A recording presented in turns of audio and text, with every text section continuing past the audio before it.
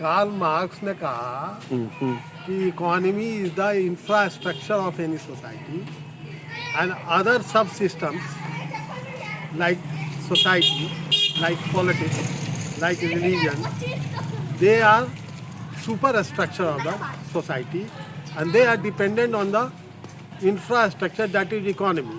And whenever change take place in the economy, the entire superstructure like society, politics, religion and other associated superstructures, they also get changed. They तो आपका अर्थव्यवस्था बदलता है, सब कुछ बदल सब जाएगा। कुछ बदल जाएगा, ठीक है ना।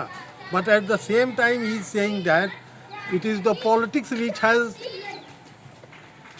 the power to change even the economy, that is that infrastructure means the superstructure like society and the polity, they have the power to change the infrastructure. इसमें चेंज तो ये change superstructure change, but superstructure has the power to pass a legislation that we will move towards socialism in our society. तो अगर मान लीजिए कि अर्थव्यवस्था बदलती है जातियों की भी, हाँ जो नीचे के वर्ग के पास पैसा आ जाता है, हाँ, तो वो सारा कुछ बदल देंगे, वो अपना राजनीतिक दल भी बदल देंगे। हाँ, सब बदल देंगे, बिल्कुल बदल देंगे। बहुत बड़ा चीज़ है, उनका रहन सहन, खान पान, सोच सब तरीका सब बदल जाएगा, टोटल बदल जाएगा। लड़ाइयाँ तो उसी के लिए है। तो शिक्षा महत्वपूर्ण है कि पैसा महत्वपूर्ण है?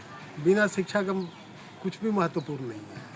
शिक्षा is the ultimate deciding factor. नहीं, आप कह रहे हैं कि पैसा आ जाएगा तो शिक्षा बदल जाएगी। हाँ, बदल जाएगी, बदल रही है आँख के सामने। अब पैसा नहीं रहेगा तो शिक्षा नहीं बदलेगी, तो शिक्षा को बदलना है तो पैसा चाहिए।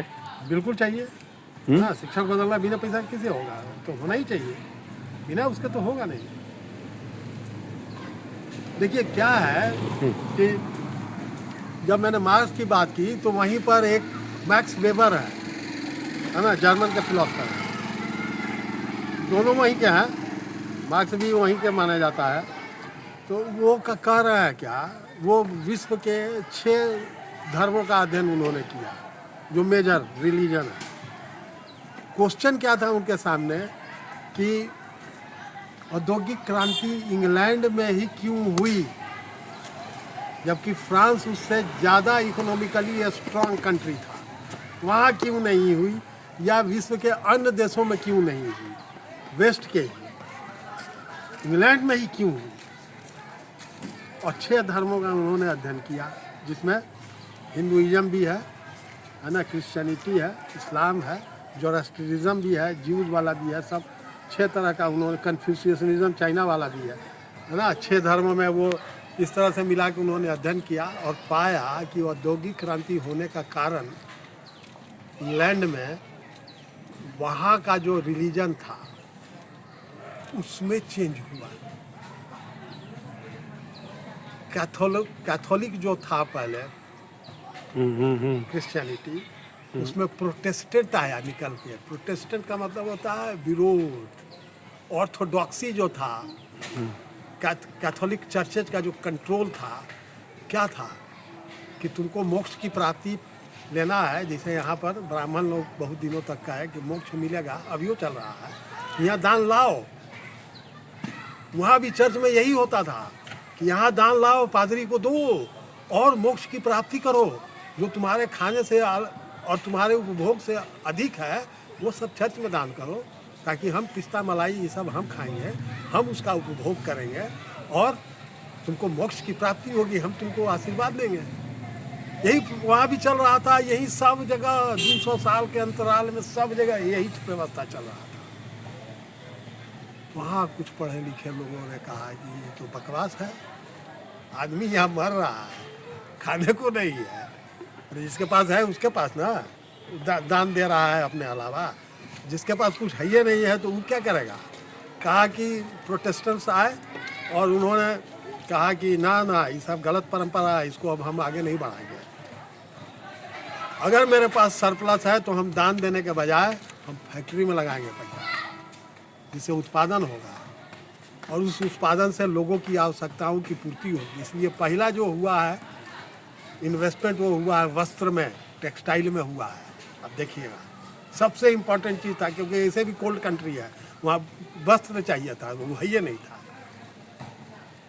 वस्त्र के लिए पहले, सबसे पहले वहाँ इन्वेस्टमेंट वस्त्र के लिए, बाकी पहले तो कपड़ा चाहिए हम लोगों को, है ना।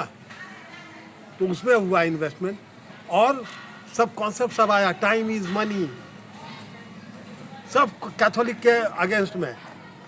प्रोटेस्टेंट एक विचारधारा, उसको धीरे धीरे धीरे धीरे धीरे धीरे समर्थन मिलता गया इंग्लैंड के समाज में, और इधर औद्योगिक क्रांति की रफ्तार बढ़ती चली गई।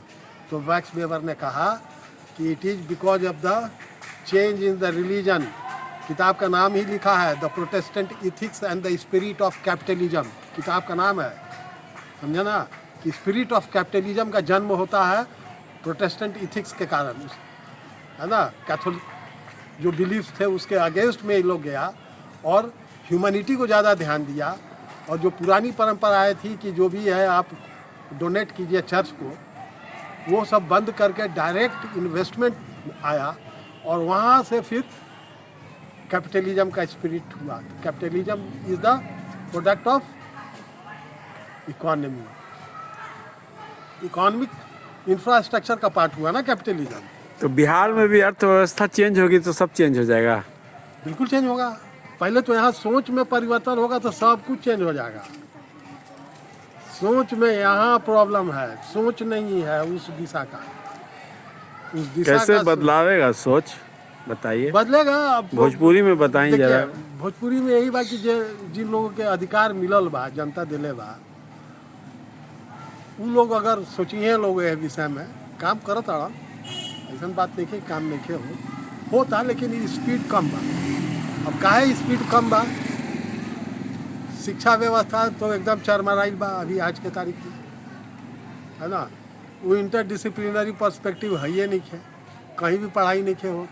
हम देखत हैं हिसाब किताब का चल रहा बा, है ना। सब कुछ के बाद हो पढ़ता दिल्ली जाके पढ़त रहन बिहार के लड़का, काहे हमू गई नहीं, काहे गई नहीं, काहे ऐसे गई नहीं कि यहाँ है ही नहीं है चीज़, रिसर्च यहाँ है ही नहीं, रिसर्च के कहीं कोई इम्पोर्टेंस नहीं है यहाँ पर, इंटरडिसिप्लिनरी का कोई पर्सपेक्टिव ही नहीं है यहाँ के एजुकेशन सिस्टम में। तो एजुकेशन कैसे होगा? बिहार का लड़का वही अच्छा कर रहा है बाहर जाके, जिसको कॉज एंड इफेक्ट रिलेशनशिप समझ आ रहा है, इंटरडिसिप्लिनरी चीज़ समझ में आ रहा है कि क्या चीज़ है।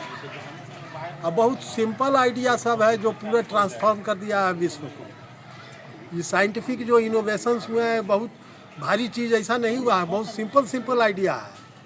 न्यूटन ने जो सिद्धांत दिया, आइंस्टाइन ने जो सिद्धांत दिया, ये सब बहुत सिंपल आइडिया है कि धरती को गुरुत्वाकर्षण है, बैठ के देखा, ऑब्जर्व किया कि ये पतवा उड़ता है, सूखल का दूर चला जाता है, हरियरका ये जो बगले में गिर जाता है, ये सेव गिरता है तो यही जो गिर जाता है, और सब नीचे ही काहे गिरता है, ऊपरे काहे नहीं जाता है। प्रश्न उठा उसके दिमाग में, तब उसको लगा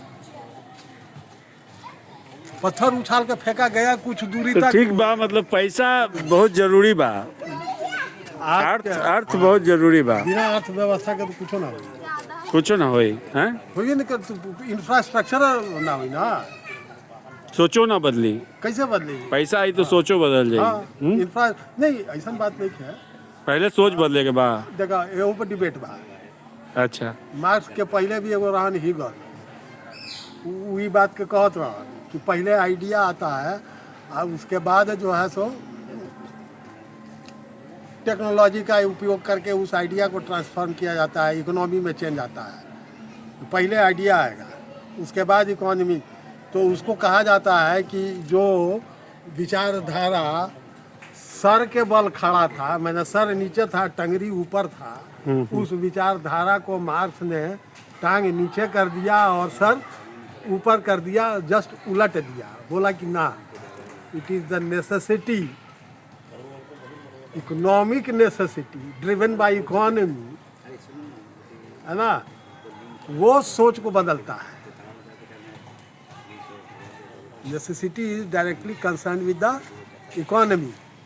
तो जब आपको ज़रूरत होगी तो आपके विचार भी बदलेंगे। ठीक है, धन्यवाद।